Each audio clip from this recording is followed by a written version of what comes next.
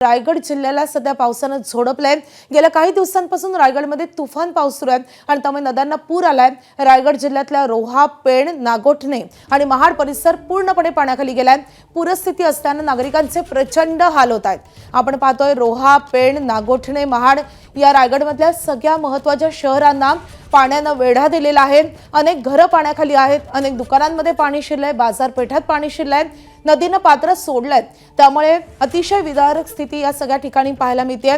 रायगडमध्ये अतिमुसळधार पाऊस गेले काही दिवस झाला आणि त्याचा परिणाम म्हणून जनजीवन पूर्णपणे विस्कळीत झालंय।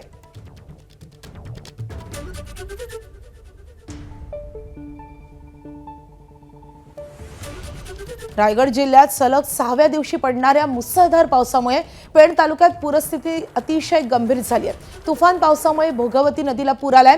पेण तालुक्यातल्या गावांना भोगवती नदीच्या पाण्याचा वेढा पडलाय। जिते, गडब आणि रामवाडी या सखल भागातील गावांमध्ये पुराचं पाणी शिरलंय। जिते आणि गडब येथील घरांमध्ये पाणी साचल्यामुळे स्थानिक नागरिक अडकलेत, त्यांना सुरक्षित ठिकाणी हलवण्याचे प्रयत्न सुरू आहेत।